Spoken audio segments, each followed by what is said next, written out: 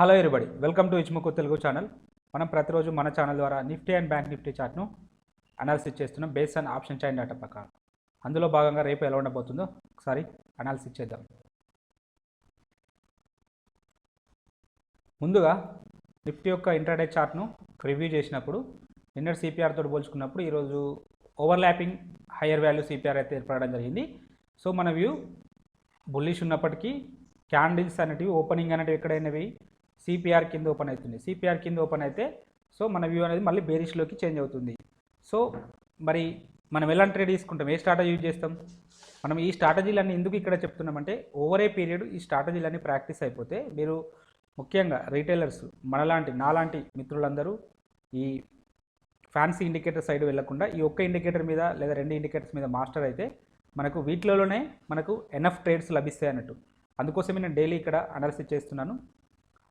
So ఇక్కడ చూడండి, మరి మనం గతంలో నిన్న మొన్న ఒకటి డిస్కషన్ చేసినాం, CPR gap up and gap down reversal. Same ఇది కూడా అలానే ఉంది. సిపిఆర్ అనేది వైడ్గా ఉన్నది, నిన్నటి సిపిఆర్ తోటి ఈక్వల్గా ఉంది, ఆల్మోస్ట్ ఈక్వల్గా ఉన్నది. కానీ తేడా ఏంటిది? నిన్నేం చెప్పాము, గ్యాప్ అప్ రివర్సల్ వాడమని చెప్పాము, ఈరోజు పుల్ బ్యాక్ వాడమంటున్నాం. ఎందుకు తేడా ఏంటి? ఇక్కడ చూడండి, ఓపెనింగ్ అనేది ఆల్మోస్ట్ దగ్గరలో ఉంది. నిన్న ఇది ఇక్కడ క్లోజ్ అయింది, నిన్న ఇక్కడ క్లోజ్ అయింది, ఇవాళ ఓపెనింగ్ అనేది ఇక్కడ అయింది. ఆల్మోస్ట్ దగ్గరలోనే, అంటే క్లోజింగ్ ఓపెనింగ్ దగ్గర ఉన్నప్పుడు మనం ఈ సిపిఆర్ పుల్ బ్యాక్ వాడడానికి పాసిబిలిటీస్ ఉంటుంది. ఇక్కడ చూడండి, సేమ్ ఇక్కడ కూడా ప్రీవియస్ డే లోను సిపిఆర్కు డిస్టెన్స్ హెవీగా ఉన్నది, చాలా గ్యాప్ అయి ఉన్నది. ఇక్కడ కూడా ఈక్వల్గా గ్యాప్ అయితే ఉన్నది. కాబట్టి ఈ సందర్భంలో మనం వాస్తవానికి ఈ ప్రైస్ అనేది ఇక్కడ ఎక్కడో గ్యాప్ డౌన్లో ఓపెన్ అయితే మాత్రం డెఫినెట్గా రివర్సల్ ట్రేడ్ కోసమే మనం చూస్తాము. బట్ కానీ ప్రైస్ అనేది ఇక్కడే ఓపెన్ అయింది, ఎక్కడ క్లోజ్ అయిందో అక్కడే ఓపెన్ అయింది. కాబట్టి మనం సిపిఆర్ పుల్ బ్యాక్ స్ట్రాటజీని యూజ్ చేసినట్టయితే సో సిపిఆర్ అనేది ఇక్కడికి పుల్ బ్యాక్ రావడం జరిగింది. ఈ క్యాండిల్లో మన యొక్క ఎంట్రీ అవుతుంది, మన యొక్క స్టాప్ లాస్ అనేది ఇదవుతుంది. సో మన టార్గెట్ దీనికి 1:2 టైమ్స్ లేదా నెక్స్ట్ పైవట్ ఇదే టార్గెట్ అచీవ్డ్ జస్ట్ 2 క్యాండిల్స్ లోపల. ఇంకా వెయిట్ చేసి ఉంటే ఇక్కడి వరకు కూడా వెళ్ళడం జరిగింది. సో ఇలా మనం ఈ ఓన్లీ సిపిఆర్ స్ట్రాటజీని కానీ క్యామరీల స్ట్రాటజీని కానీ వాడినట్టయితే మనకు వీటిలో దాదాపు ఆల్మోస్ట్ ఇందులో ఒక 5-6 అందులో ఒక 4 స్ట్రాటజీస్ ఉన్నాయి. డెఫినెట్గా ఏదో ఒకటి వర్క్ అవ్వడానికి అయితే అవకాశం అయితే ఉంటుంది. సో మళ్ళీ మనం వేరే ఫ్యాన్సీ ఇండికేటర్స్ కోసం పరిగెత్తాల్సిన అవసరం అయితే ఏమీ ఉండదు. ఒకసారి క్యామరీల ఇండికేటర్ని కూడా ఒకసారి యూజ్ చేద్దాం. క్యామరీల ఇండికేటర్ యూజ్ చేసినట్టయితే ప్రైస్ అనేది H3 అండ్ L3 మధ్యలో ఓపెన్ కావడం జరిగింది. ప్రైస్ అనేది ఐదర్ H3 సైడ్ కానీ ఐదర్ L3 సైడ్ కానీ మూవ్గా వచ్చే వరకు మనం వెయిట్ చేస్తాము. కాబట్టి ఇది H3 సైడ్ పూర్తిగా వెళ్ళలేదు, అంటే ఇక్కడ వరకు వెళ్ళలేదు. సో ఈ సందర్భంలో మనం పైవట్ అంటే సిపిఆర్ యూజ్ చేసినట్టయితే సిపిఆర్ అనేది ఇక్కడ ఉన్నది కాబట్టి సో మనం ఇలా అంటే కన్ఫర్మ్ ఎంట్రీగా కూడా యూజ్ చేసుకోవడానికి యూస్ఫుల్ అవుతుంది. రెండు ఇండికేటర్లను యూజ్ చేస్తే ఇక్కడ ఉన్నది కాబట్టి మనకు ఇది అవుతుంది. వాస్తవానికి అకార్డింగ్ టు క్యామరీల ప్రకారం నో ట్రేడ్ ఇక్కడికి రాలేదు. ప్రైస్ అనేది ఇక్కడికి రావాలి, ఇక్కడ వచ్చి ఇక్కడ ఒక రెడ్ క్యాండిల్ అనేది రిజెక్షన్ క్యాండిల్ ఉంటేనే మనం ట్రేడ్ తీసుకుంటాం. సో అలాంటి సందర్భం రాలేదు కాబట్టి క్యామరీల ప్రకారం నో ట్రేడ్. పోనీ ఇక్కడ ఏమన్నా L3 దగ్గర సపోర్ట్ తీసుకుంటుందా అంటే ఇక్కడ కూడా సపోర్ట్ తీసుకోలేదు. కాబట్టి ఈ సందర్భంలో కూడా నో ట్రేడ్. బట్ ఇక్కడ తీసుకుంది, అప్పటికే ఆల్మోస్ట్ 2 o'clock అయింది. కాబట్టి ఈ సందర్భంలో మనం నో ట్రేడ్. 2 o'clock కానీ 1 అంటే ఆ సమయంలో మనం ట్రేడ్ ఎలాగూ తీసుకోము. కాబట్టి క్యామరీల ప్రకారం నో ట్రేడ్. బట్ మనం రెండింటిని మిక్స్ చేసినట్టయితే డెఫినెట్గా మనకు పర్ఫెక్ట్ ఎంట్రీ లభించడానికి అయితే అవకాశం అయితే ఉంటుంది. చూడండి, సో ఇదే క్యామరీలా ఇక్కడ ఉన్నది, సో ఇక్కడ సిపిఆర్ ఇక్కడ ఉంది. కాబట్టి మనకి ఇక్కడ పాసిబిలిటీస్ ఉంటుందని చెప్పి సో ఇక్కడే రివర్సల్ చేసుకుంటాం. సో ఇక్కడ వరకు వెళ్ళలేదు కాబట్టి ఇక్కడ ప్రాఫిట్ బుకింగ్ చేసుకోవడానికి పాసిబిలిటీస్ ఉంటుంది. మన సిపిఆర్ యూజ్ చేసినప్పుడు ప్రాఫిట్ బుకింగ్ ఎక్కడ చేసుకుంటాం? జస్ట్ ఇక్కడ చేసుకుంటున్నాం. ఇక్కడ వీలైతే ఇక్కడ చేసుకుంటాం. ఇంకా ఇది బ్రేక్అవుట్ అయింది కాబట్టి మేబీ ఫర్దర్గా ఇక్కడ వరకు వెళ్తుందన్న ఒక క్లారిటీ అయితే ఉంటుంది, ఇక్కడ వరకు వెళ్తుందన్న క్లారిటీ ఒకటి ఉంటుంది. కాబట్టి సో ఇలా ప్రాఫిట్ బుకింగ్ను పెంచుకోవచ్చు, లేదా పర్ఫెక్ట్ ఎంట్రీస్ని కూడా మనం తీసుకోవడానికి పాసిబిలిటీస్ ఉన్నది ఈ రెండు ఇండికేటర్స్ని యూజ్ చేయడం వల్ల. సో ప్రయత్నం చేయండి రెండు ఇండికేటర్స్ని యూజ్ చేసి. సో నేనైతే వాడుతున్నాను. ఓకే, ఒకసారి సప్లై డిమాండ్ గురించి ఒక్కసారి చూద్దాం. ఇక సప్లై డిమాండ్ గురించి చూసినట్టయితే మనం ఒక జోన్ ఇవ్వడం జరిగింది. నిన్న 11 పాయింట్స్ తోటి ఒక జోన్ ఇవ్వడం జరిగింది, 12 పాయింట్స్ తోటి. సో ఈ జోన్కు జస్ట్ ఒకసారి చూడండి, ఈ క్యాండిల్ యొక్క లో ఇక్కడ చూడండి, ఈ క్యాండిల్ యొక్క లో 740 to 55, 740 to 55, ఇది వచ్చేసి 740-30, అంటే జస్ట్ ఓన్లీ 2 పాయింట్స్ తోటి మిస్ కావడం జరిగింది. ఇన్ జనరల్గా ఇలాంటి సప్లై డిమాండ్ ట్రేడ్ చేసేటప్పుడు మనం ఓ 5 పాయింట్స్ బఫర్ అయితే పెట్టుకుంటాం. నిఫ్టీకి అయితే 5 పాయింట్స్ బఫర్, బ్యాంక్ నిఫ్టీకి అయితే ఓ 10 పాయింట్స్ బఫర్ అయితే పెట్టుకోవడం జరుగుతుంది. సో ఈ సందర్భంలో ఒకవేళ బఫర్ మనం పెట్టుకున్నట్టయితే ట్రేడ్ అనేది ఈజీగా మోర్ దెన్ 1:3 టైమ్స్ అయితే రావడం జరిగింది. సో ఇక్కడ మనకు పుల్ బ్యాక్ వస్తుందని చెప్పి మనం ఎక్స్పెక్ట్ చేశాము. ఈజీగా 3 టైమ్స్ అయితే రిటర్న్ రావడం జరిగింది, ఇన్ కేస్ మనం ఒకవేళ 5 పాయింట్స్ బఫర్ గిట్ట పెట్టుకున్నట్టయితే. లేదా ఇక్కడ మనం విక్ టు, అంటే జనరల్గా విక్ టు బాడీ అనేది మనం మార్క్ చేసాము, విక్ టు విక్ అనేది మార్క్ చేసి ఉంటే అవుతుంది. సరే ఓకే, మనం ట్రేడ్స్ కోసం మన రూల్స్ను డివైడ్ చేయకూడదు, ఎప్పుడు కానీ లో రిస్క్ ఉండాలి, లో రిస్క్ ఉంటే బెస్ట్. బట్ ఒకవేళ బఫర్ అనేది డెఫినెట్గా ఉంటుంది కాబట్టి బఫర్ ట్రేడ్ తీసుకున్నట్టయితే డెఫినెట్గా మనకు సక్సెస్ రావడానికి అయితే అవకాశం అయితే ఉండేది. సో ఇక సప్లైకి వచ్చేసరికి సప్లై మనం ఈ జోన్స్ కాడికి అయితే ప్రైస్ అనేది రీచ్ కాలేదు. మేబీ రేపటి రోజున ప్రైస్ అనేది ఇక్కడికి వెళ్ళినప్పుడు మాత్రం డెఫినెట్గా రియాక్షన్స్ అయితే ఉండడానికి పాసిబిలిటీ ఉంటుంది. ఇక్కడ మనం ఇంకొకటి ఇంట్రాడేలో కూడా ఒక జోన్, 1 సెకండ్ జూమ్ చేస్తున్నాను. ఇక్కడ చూడండి, డ్రాప్ బేస్ డ్రాప్, ఈ లెగ్ అవుట్ క్యాండిల్ అనేది మంచిగా ఉన్నది, అంటే డ్రాప్ బేస్ డ్రాప్.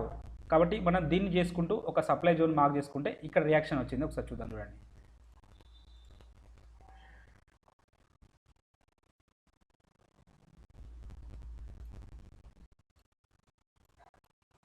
సో ఇక్కడ చూడండి 15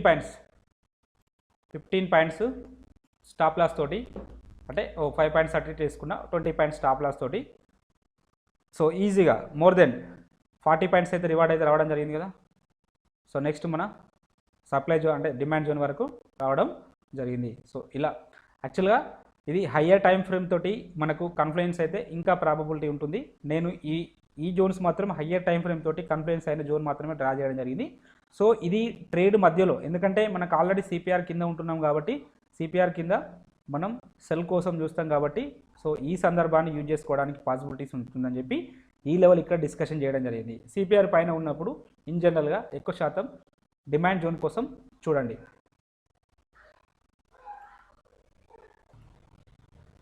ఇక రేపటి రోజున supply zones and demand zones గురించి మాట్లాడుకుంటే ఇక్కడ ఒక డిమాండ్ జోన్ అయితే ఉండడం జరిగింది. వీటి లెవెల్ వచ్చేసి 695 అండ్ 676 మధ్యలో ఒక జోన్ అయితే ఉన్నది. ఇక హయ్యర్ లెవెల్లో ఇదే 15,899 అంటే 890 దగ్గర ఒక జోన్ ఉన్నది. సో ఈ రెండు జోన్స్ను మీరు కన్సిడర్ చేయండి. సో ఇంట్రాడే టైం ఫ్రేమ్లో అకార్డింగ్ టు సిపిఆర్ ప్రకారం సిపిఆర్ పైన ఉంటుందా సిపిఆర్ కింద ఉంటుందా, ఆ ప్రైజ్ మూమెంట్ బట్టి మనం supply zone demand zone draw చేసుకుంటే మనకు బెటర్ రిజల్ట్స్ ఉండడానికి పాసిబిలిటీస్ ఉన్నది.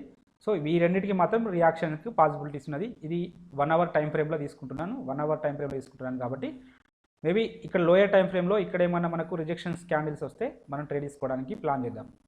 ఎనీహౌ ఆప్షన్ చార్ట్ డాటాలోకి వెళ్ళిపోదాం, వీడియో చాలా లెంతీ అవుతుంది.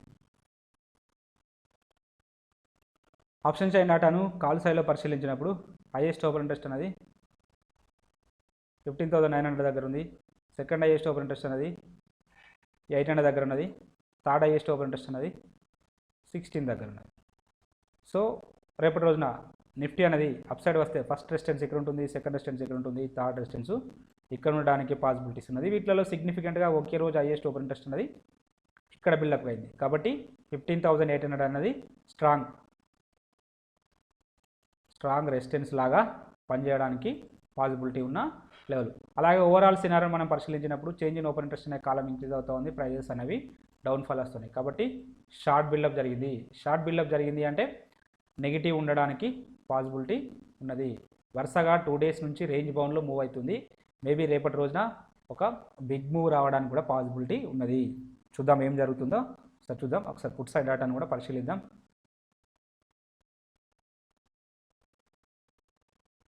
పుట్ సైడ్లో హైయెస్ట్ ఓపెన్ ఇంట్రెస్ట్ అనేది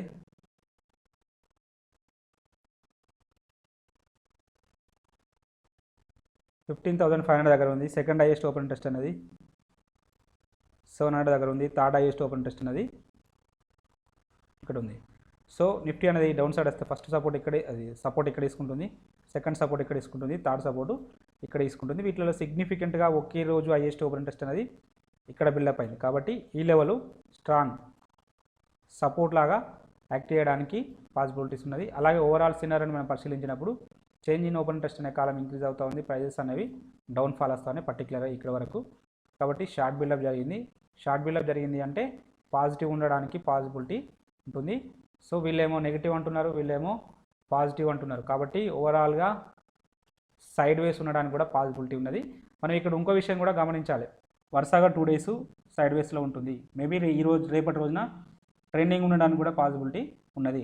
మేబీ రేపు కూడా సైడ్ వేస్ ఉంటే ఎల్లుండే అయినా డెఫినెట్గా సైడ్ వేస్ అంటే ట్రెండింగ్ ఉండడానికి అవకాశం అయితే ఉంటుంది. సో ప్రైజెస్ అనేవి కన్సాలిడేషన్ అవుతున్నాయో డిస్ట్రిబ్యూషన్ అవుతున్నాయో మనకు తెలియట్లేదు అన్నట్టు. వన్స్ సో ఈ రేంజ్ అనేది బ్రేక్అవుట్ అయితే ఫర్దర్గా అప్ సైడ్ కానీ డౌన్ సైడ్ కానీ ఒక బిగ్ మూవ్ ఉండడానికి పాసిబిలిటీ ఉన్నది. కొంచెం జాగ్రత్తగా అబ్జర్వేషన్ చేయండి. ఓకే, ఒకసారి మనం ఇచ్చుముఖి ఇండికేటర్ ప్రకారం కూడా ఒకసారి అనాలిసిస్ చేద్దాం, మనకి ఇంకా క్లారిటీ. అకార్డింగ్ టు ఇచ్చుముఖి ఇండికేటర్ ప్రకారం క్యాండిల్ అయితే కన్వర్జేషన్ లైన్ పైన బెరిష్ క్యాండిల్ క్లోజ్ కావడం జరిగింది. సో రేపటి రోజున ఈ లో అనేది బ్రేక్అవుట్ అయితే ఇక్కడ సపోర్ట్ తీసుకోవడానికి పాసిబిలిటీస్ ఉన్నది. ఈ సపోర్ట్ వచ్చేసి 15,683, అంటే ఇక్కడ ఒక సపోర్ట్ తీసుకోవడానికి పాసిబిలిటీ ఉంటుంది. ఈ లెవెల్ ఇదే మన యొక్క కన్వర్జేషన్ లైన్ దగ్గర సపోర్ట్ తీసుకోవడానికి అవకాశం ఉంటుంది.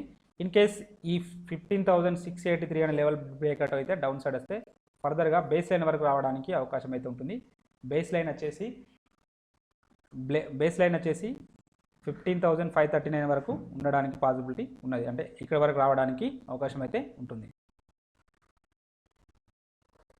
ఒకవేళ ఈ రెండు లెవెల్స్ ఇది కూడా బ్రేక్అవుట్ అయితే 15,500 అనే లెవెల్ కూడా బ్రేక్అవుట్ అయితే ఫర్దర్గా ఇక్కడ వరకు రావడానికి ఛాన్సెస్ అయితే ఉన్నది. బట్ ఇక్కడ ఫ్యూచర్ కుమో అనేది బుల్లిష్లో ఉన్నది కాబట్టి మేబీ అలా జరగకపోవచ్చు. మేబీ ఇక్కడ సపోర్ట్ తీసుకొని అప్ సైడ్ కూడా వెళ్ళడానికి అవకాశం అయితే ఉంటుంది. లేదా ఒకవేళ గ్యాప్ అప్ లోపల అయితే మాత్రం ఫర్దర్గా ఇక్కడ వరకు వెళ్ళడానికి ఛాన్సెస్ అయితే ఉంటుంది. మనం ఆల్ టైమ్ హై దగ్గరికి వెళ్ళడానికి ఛాన్సెస్ అయితే ఉంటుంది. 15,900 వరకు 16,000 వరకు వెళ్ళడానికి పాసిబిలిటీ ఉంటుంది. అప్ సైడ్లో 16,000 రెసిస్టెన్స్, డౌన్ సైడ్లో ఇది 683. ఇన్ కేస్ అది బ్రేక్అవుట్ అయితే ఫర్దర్గా ఇది 539. ఈ రెండు లెవెల్స్ ఇంపార్టెంట్స్. ఒకసారి అవర్లీలో కూడా చూద్దాం.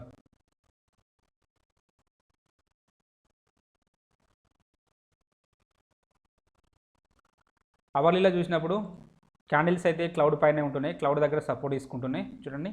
సో మన ఇచ్చుముఖి ఇండికేటర్స్ కానీ ఇచ్చుముఖి బేస్ వీడియోస్లలో డిస్కషన్ చేసినాం. క్లౌడ్ అనేది సపోర్ట్ లాగా పనిచేస్తుంది, రెసిస్టెన్స్ లాగా పనిచేస్తుంది. కాబట్టి ఇక్కడ చూడండి క్లౌడ్ దగ్గర వచ్చి ఎంత పర్ఫెక్ట్గా సపోర్ట్ తీసుకుంటున్నాయో. మేబీ అంటే ఇవి మనం ఓన్లీ ఇంట్రాడే పర్పస్లో ఈ హయ్యర్ టైం ఫ్రేమ్లో ఇచ్చుముఖి క్లౌడ్ను కానీ బేస్ లైన్ కానీ మార్క్ చేసుకొని మనం లోయర్ టైం ఫ్రేమ్లో ట్రేడ్ తీసుకున్నట్టయితే అక్కడ కూడా సక్సెస్ రేట్ ఉండడానికి పాసిబిలిటీస్ ఉన్నది. సో ఎనీహౌ మనం సిపిఆర్ యూజ్ చేస్తున్నాం కాబట్టి సిపిఆర్ అనేది సరిపోతుంది. ఒకవేళ ఇన్ కేస్ సిపిఆర్కు ఇంకా ఎక్స్ట్రా కన్ఫర్మేషన్ కావాలనుకున్నప్పుడు ఇచ్చుముఖిని కూడా వాడడానికి ప్రయత్నం చేయండి. బట్ ఆ ఇచ్చుముఖి అనేది హయ్యర్ టైం ఫ్రేమ్లో ఉండాలి. మినిమం 1 అవర్లో ఉంటే ఇంకా బెటర్ రిజల్ట్స్ ఉండడానికి పాసిబిలిటీ ఉంటుంది. ఎనీహౌ సరే, అవి లేటర్ పార్ట్లో డిస్కషన్ చేద్దాం ఒకవేళ అవసరం అనుకుంటే. ఇప్పటివరకైతే ఇంట్రాడే సిపిఆర్ అండ్ కెమెరాలతోటి సరిపోతుంది. చూద్దాం ముందు. ఇక రేపటి రోజు గురించి డిస్కషన్ చేస్తే ప్రజెంట్ అయితే ఇది base line and conversation line కింద ఉన్నది కాబట్టి డౌన్ ట్రెండ్ ఉండడానికి పాసిబిలిటీస్ ఉన్నది. ఇన్ కేస్ వస్తే ఎక్కడ క్లోజ్ అయింది అక్కడ ఓపెన్ అయితే ఇక్కడ వరకు రావడానికి పాసిబిలిటీస్ ఉన్నది. సో ఇది 15,680. సో ఇక్కడ వరకు రావడానికి పాసిబిలిటీస్ అయితే ఉన్నది. ఒకవేళ అప్ సైడ్ వెళ్ళాలంటే ఇక్కడ దీనిపైన ఓపెన్ కావాలి, అంటే దీనిపైన ట్రేడ్ అవుతేనే మాత్రమే మళ్ళీ అప్ సైడ్ వెళ్తుంది. అప్పటి వరకు అప్ సైడ్ వెళ్ళదు. ఇది ఇక్కడ 900, 920 వరకు వెళ్ళడానికి పాసిబిలిటీ ఉన్నది. సో ఇది ఇంపార్టెంట్. ఈ బేస్ లైన్ అనేది ఇంపార్టెంట్. 15,819 అనేది ఇంపార్టెంట్. వన్స్ దీనిపైన సస్టైన్ అయితేనే మాత్రమే అప్ సైడ్ వెళ్తుంది. ఒకవేళ ఇక్కడ ఓపెన్ అయ్యి ఇక్కడ సపోర్ట్ తీసుకొని మళ్ళీ ఇక్కడ కానీ ఈ క్లౌడ్ దగ్గర కానీ ఇక్కడ కానీ సపోర్ట్ తీసుకొని ఇక్కడ వరకు కూడా రావడానికి అవకాశాలు అయితే ఉన్నాయి. కాబట్టి ఇలా కొంచెం ఈ హయ్యర్ టైం ఫ్రేమ్లో ఇచ్చుముఖిని యూజ్ చేసుకుంటూ కొంచెం అనాలిసిస్ చేసుకుంటే మనకు ఈజీగా ట్రేడ్స్ లభించడానికి అయితే అవకాశం అయితే ఉంటుంది. సో ఇది నిఫ్టీ సినారియో. బ్యాంక్ నిఫ్టీ చార్ట్ను అనాలిసిస్ చేద్దాం.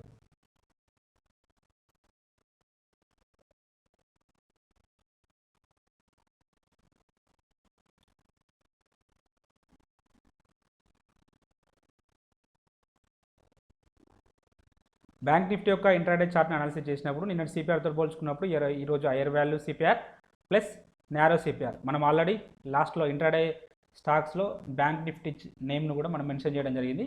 సో నారో సిపిఆర్ వచ్చింది. నారో సిపిఆర్ వచ్చినప్పుడు మనం ట్రెండింగ్ ఉండడానికి అవకాశం ఉంటుందని చెప్పి మనం ఆల్రెడీ డిస్కషన్ చేయడం జరిగింది. సో ఈ సందర్భంలో చూడండి, ఈ రెండు ఒకే దగ్గర ఉన్నాయి. నారో సిపిఆర్ వచ్చినప్పుడు ఇన్ జనరల్గా ఇవి రెండు ఒకే దగ్గర ఉంటాయి. ఇది ప్రీవియస్ డే లో అండ్ S1 లేదా ప్రీవియస్ డే హై కానీ R1 కానీ రెండు ఒకే దగ్గర ఉండడానికి ప్రయత్నం జరుగుతుంది. సో ఆ సందర్భంలో మనం బ్రేక్అవుట్ ట్రేడ్ తీసుకుంటే మనకు ఎక్కువ బెనిఫిట్ జరుగుతుంది. సో ఇక్కడ చూడండి, ఎలాగో 15 మినిట్స్ వరకు ఎలాంటి ట్రేడ్ తీసుకోము. ఇక్కడే థర్డ్ క్యాండిల్లోనే బ్రేక్అవుట్ వచ్చింది. సో దీని లో అనేది ఎగ్జిక్యూటివ్ కాలేదు. సో మళ్ళీ ఇక్కడికి వెళ్ళిపోతాం. సో ఈ క్యాండిల్లో మనకు ఎంట్రీ అనేది లభించింది. మనకు అంటే దీంతో పోల్చుకున్నప్పుడు మనం ఇక్కడికి వచ్చేసరికి ఇంకా రిస్క్ అనేది తగ్గింది కాబట్టి మన యొక్క స్టాప్ లాస్ S1 కింద తీసుకుంటున్నాం కాబట్టి ఇదే అవుతుంది. ఇది ప్రీవియస్ డే లో అవుతుంది. సో ఇది మన యొక్క స్టాప్ లాస్ అవుతుంది. దీనికి 1:2 టైమ్స్ S2 అనేది టార్గెట్ అచీవ్డ్. సో ఇలా సిపిఆర్ స్ట్రాటజీ అయితే వర్కౌట్ కావడం జరిగింది. ఈ సందర్భంలో సిపిఆర్లో ఏ స్ట్రాటజీ వర్కౌట్ అయింది? సిపిఆర్ బ్రేక్అవుట్ స్ట్రాటజీ వర్కౌట్ కావడం జరిగింది. సో ఇలా మనం డైలీ డిస్కషన్ చేయడం వల్ల ఈ సిపిఆర్లో ఎన్ని స్ట్రాటజీలు ఉన్నాయో అవన్నీ మనకు ఈజీగా మైండ్లో ఫిక్స్ అయిపోతాయి. సో ఎప్పుడు ఏ ట్రేడ్ తీసుకోవాలనేది మనకు అర్థమవుతుంది. కొంతమంది మిత్రులు అడిగారు, ఇవన్నీ లైవ్లో ఎలా అర్థమవుతాయంటే మీరు ప్రాక్టీస్ చేస్తూ ఉంటే మీకే అర్థమవుతూ ఉంటుంది. డైలీ చూడండి, end of the video analysis చూస్తే నేను ఏ స్ట్రాటజీ యూజ్ చేస్తున్నా, ఎందుకు చెప్తున్నా అనేది విత్ రీజన్ తోటి చెప్తున్నాను. కాబట్టి మీరు కూడా అలానే అలవాటు అవుతుంది. వన్స్ అలా అలవాటు అయినప్పుడు నా అవసరం ఏమి ఉండకపోవచ్చు, డైరెక్ట్గా సింపుల్గా సిపిఆర్ ఓపెన్ చేయగానే సో ఈ స్ట్రాటజీ వర్కౌట్ కావడానికి పాసిబిలిటీ ఉందని చెప్పి మీకు ఒక ఐడియా వస్తుంది.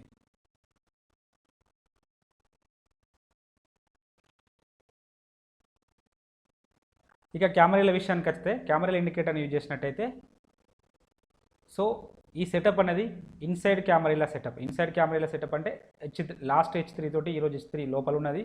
అలాగే లాస్ట్ L3 తోటి ఎస్టర్డే L3 తోటి ఈరోజు L3 అనేది ఇన్సైడ్ ఉంది కాబట్టి ఇన్సైడ్ సెటప్ వచ్చింది. ఇన్సైడ్ సెటప్ వచ్చినప్పుడు మనం స్ట్రాటజీలో డిస్కషన్ చేసింది ఏంటి?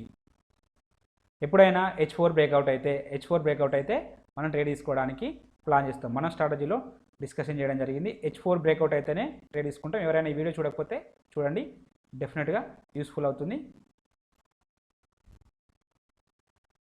సో ఇక్కడ మరి ఏది బ్రేక్అవుట్ అయింది? మనం డౌన్ సైడ్లో మాట్లాడుతున్నాం, ఎందుకంటే డౌన్ సైడ్ వచ్చేసింది కాబట్టి L4 బ్రేక్అవుట్ అయింది. L4 బ్రేక్అవుట్ అయినప్పుడు మనం L4 బ్రేక్అవుట్ ఇక్కడ ట్రేడ్ తీసుకుంటున్నాం.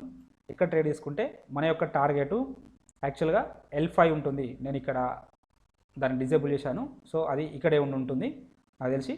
సరే, ఎనీహౌ దీనికి మీకు 1:2 టైమ్స్ మీరు తీసుకున్నప్పటికీ కూడా అది ఆల్మోస్ట్ ఇక్కడే ఉంటుంది కాబట్టి మనకు టార్గెట్ అయితే అచీవ్ కావడం జరిగింది. సో ఇలా మీరు ఓన్లీ ఈ రెండు ఇండికేటర్స్ మీద ఎక్కువ మాస్టర్ కావడానికి ప్రయత్నం చేయండి. సార్ సప్లై డిమాండ్ గురించి కూడా మాట్లాడదాం. ఇక సప్లై డిమాండ్ గురించి మాట్లాడినట్టయితే అలా నిన్న మనం ఒక జోన్ డ్రా చేసినాం. ఈ జోన్ దగ్గర రియాక్షన్ రాలేదు, స్టాప్ లాస్ హిట్ కావడం జరిగింది. సో నో ప్రాబ్లం, ఖచ్చితంగా స్టాప్ లాస్ హిట్ అనేది ఖచ్చితంగా part of the trading. So ఇక్కడ వరకు రాలేదు, మేబీ ఇక్కడికి వస్తే ఏమైనా రిజెక్షన్స్ ఉండడానికి పాసిబిలిటీ ఉండేదేమో. చూద్దాం ఏం జరుగుతుందో. ఇక రేపటి రోజున ఒకసారి మాట్లాడుకుంటే, 1 సెకండ్.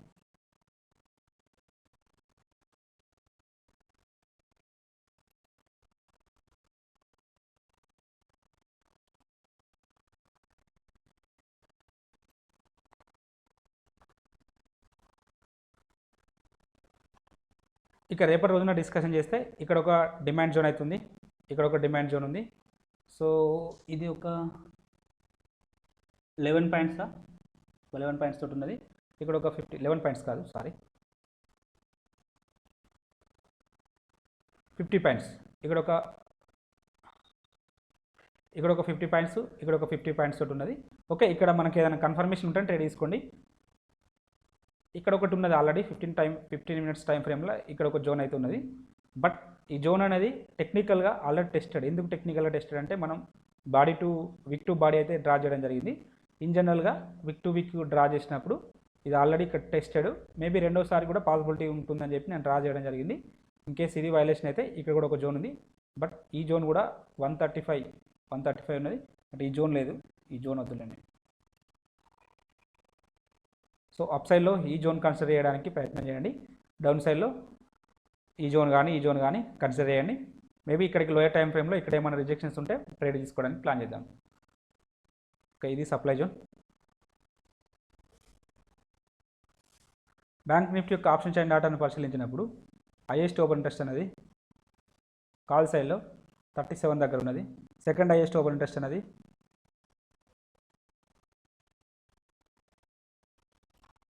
35,500 దగ్గర ఉన్నది. థర్డ్ హైయెస్ట్ ఓపెన్ ఇంట్రెస్ట్ అనేది 36,500 దగ్గర ఉన్నది. బ్యాంక్ నిఫ్టీ అనేది అప్ సైడ్ వస్తే ఫస్ట్ రెసిస్టెన్స్ ఇక్కడ, సెకండ్ రెసిస్టెన్స్ ఇక్కడ, థర్డ్ రెసిస్టెన్స్ 37 దగ్గర ఉండడానికి పాసిబిలిటీస్ ఉన్నది. వీటిలో సిగ్నిఫికెంట్గా ఒకే రోజు హైయెస్ట్ ఓపెన్ ఇంట్రెస్ట్ అనేది ఇక్కడ బిల్డప్ అయింది కాబట్టి ఇది స్ట్రాంగ్ రెసిస్టెన్స్ లాగా యాక్టివ్గా ఉండడానికి పాసిబిలిటీ ఉన్న లెవెల్. సో ఇక్కడ మనం ఒక విషయాన్ని గమనించినప్పుడు రేంజ్ అనేది చాలా ఒకటేసారి షిఫ్ట్ కావడం జరిగింది, అప్ సైడ్ అయితే వెళ్ళడం జరిగింది. సో నిన్న మొన్న ఓన్లీ ఎక్కడి వరకు ఓన్లీ 36 వరకే ఉంటుండే, ఈరోజు 37,000 వరకు రేంజ్ అయితే షిఫ్ట్ కావడం జరిగింది. మేబీ రేపు కానీ అప్కమింగ్ డే కానీ ఒక ట్రెండింగ్ డే మూవ్ ఉండడానికి అయితే పాసిబిలిటీ ఉన్నది. కాబట్టి కొంచెం జాగ్రత్తగా స్టాప్ లాస్ స్ట్రిక్ట్గా మెయింటైన్ చేసుకుంటూ ట్రేడ్ చేసుకోండి. అలాగే ఓవరాల్ సినారియోని మనం పరిశీలించినప్పుడు చేంజ్ ఇన్ ఓపెన్ ఇంట్రెస్ట్ అనే కాలం ఇంక్రీజ్ అవుతూ ఉంది, ప్రైజెస్ అనేవి డౌన్ ఫాల్ వస్తూ ఉన్నాయి. కాబట్టి షార్ట్ బిల్డప్ జరిగింది అంటే నెగిటివ్ ఉండడానికి పాసిబిలిటీ ఉన్నది. ఒకసారి పుట్ సైడ్ డాటాను కూడా పరిశీలిద్దాం. పుట్ సైడ్లో హైయెస్ట్ ఓపెన్ ఇంట్రెస్ట్ అనేది ఇక్కడ బిల్డప్ అయింది 35. Second highest open interest 34,500. Third highest open interest 34 ఇక్కడ బిల్డప్ కావడం జరిగింది. కాబట్టి బ్యాంక్ నిఫ్టీ అనేది డౌన్ సైడ్ వస్తే ఫస్ట్ సపోర్ట్ ఇక్కడ తీసుకుంటుంది, సెకండ్ సపోర్ట్ ఇక్కడ తీసుకుంటుంది, థర్డ్ సపోర్టు ఇక్కడ తీసుకోవడానికి పాసిబిలిటీ ఉన్నది. అలాగే ఒకే రోజు హైయెస్ట్ ఓపెన్ ఇంట్రెస్ట్ మనం గమనించినప్పుడు ఇక్కడ బిల్డప్ అయింది. కాబట్టి ఈ లెవెల్ అనేది స్ట్రాంగ్ సపోర్ట్ లాగా యాక్ట్ చేయడానికి పాసిబిలిటీ ఉన్న లెవెల్. అలాగే ఓవరాల్ సినారియోని మనం పరిశీలించినప్పుడు చేంజ్ ఇన్ ఓపెన్ ఇంట్రెస్ట్ అనేది ఇంక్రీజ్ అవుతూ ఉంది, ప్రైజెస్ అనేవి డౌన్ ఫాల్ వస్తున్నాయి పర్టికులర్ ఇక్కడ వరకు. సో కాబట్టి షార్ట్ బిల్డప్ జరిగింది అంటే పాజిటివ్, వీళ్ళేమో నెగిటివ్, వీళ్ళేమో పాజిటివ్. సో యాజ్ యూజువల్ సైడ్ వేస్గా ఉండడానికి కూడా అవకాశం అయితే ఉంది. ఒకసారి మనం ఈచ్ ముక్ ఇండికేటర్ ప్రకారం కూడా కన్ఫర్మ్ చేసుకుందాం, ఇంకా క్లారిటీ రావడం జరుగుతుంది. అకార్డింగ్ టు ఈచ్ ముక్ ఇండికేటర్ ప్రకారం ప్రైస్ అయితే కన్వర్జేషన్ అండ్ బేస్ లైన్ పైన ఉన్నది.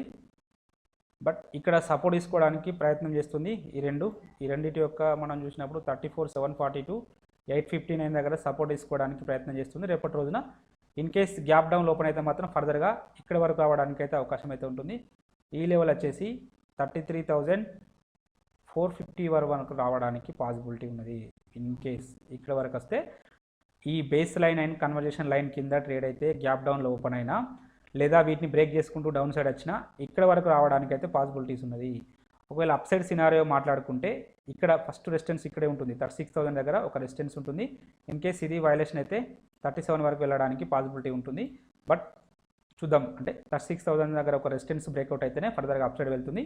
సో ఇక్కడ డౌన్ సైడ్ వెళ్ళాలంటే కూడా ఈ జోన్ అనేది ఇంపార్టెంట్.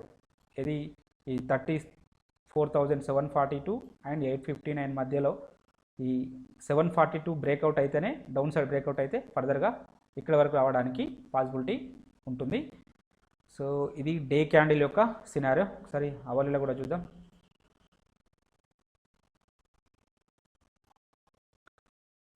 అవర్లీలో చూసినప్పుడు కూడా ఓవరాల్గా బుల్లిష్ ఉన్నప్పటికీ కూడా ప్రైజెస్ అనేవి బేస్ లైన్ కింద ట్రేడ్ అవుతున్నాయి. బేస్ లైన్ కింద ట్రేడ్ అయితే ఫర్దర్గా ఇక్కడ ఒకటి చూడండి, ఈ బేస్ లైన్ వరకు వెళ్ళడానికి పాసిబిలిటీస్ ఉన్నది. ఇది వచ్చేసి 35,112 ఈ లెవెల్ దగ్గర రిజెక్షన్స్ ఉండడానికి పాసిబిలిటీస్ ఉన్నది. ఒకవేళ గ్యాప్ అప్ ఓపెన్ అయితే మాత్రం సినారియో చేంజ్ అవుతుంది. సినారియో చేంజ్ అయ్యి ఇక్కడ వరకు వెళ్ళడానికి అవకాశం అయితే ఉంటుంది. 35,600 వరకు వెళ్ళడానికి పాసిబిలిటీస్ ఉన్నది.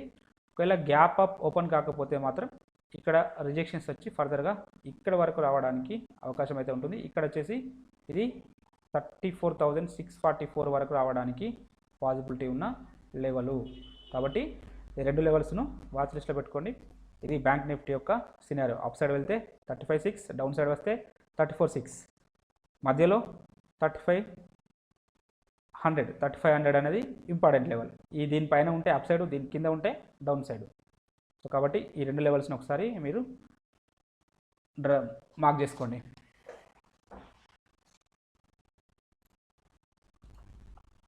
అలాగే డైలీ పేపర్ ట్రేడింగ్ పర్పస్ కొన్ని ఇంట్రాడే స్టాక్స్ ఇవ్వడం జరుగుతుంది. వీటిని కూడా ఒకసారి వాచ్ లిస్ట్లో పెట్టుకొని అబ్జర్వేషన్ చేయండి.